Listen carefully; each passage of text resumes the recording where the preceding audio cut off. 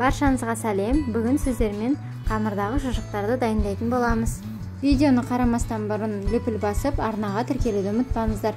Ерітілген 50 грамм сары майды 150 мл жылы сүтпен араластырып аламыз.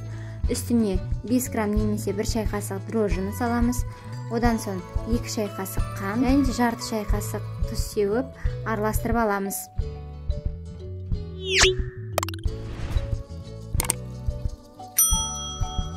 Енді сұйық массамызға 300 грамм елеуіштен өткізілген ұнды қосып, қамыр илейміз.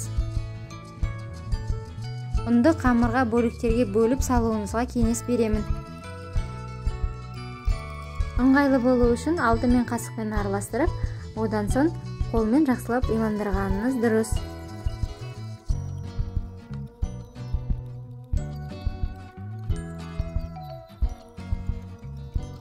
Қамырды жақсылап иландырып болған соң 1 сағатқа жылы жерге қойып қоямыз. Қамырымыз 1 сағаттың ішінде өз деңгейінен 2 есе өседі. Енді осы қамырларды астына ұн сеуіп, 10 бөлікке бөліп аламыз. Дайын қамырларымызды оқтаудың көмегімен шамамен 1 сантиметрдей етіп ысып аламыз. Одан соң 2 шетінен 5-5 бөлікке бөліп, ортасын қалдырып, видеодағыдай өрім жасаймыз.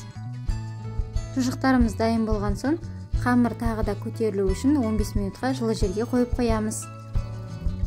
Дайын болған шұжықтардың бетіне жұмыртқаның сарысын жағып, 180 градуста қызып тұрған пешке 25-30 минутқа пісіріп аламыз. Мінекей біздің қамырдағы шұжықтарымыз дайын. Олар өте жұмсақ әрі дәмді болып шығады.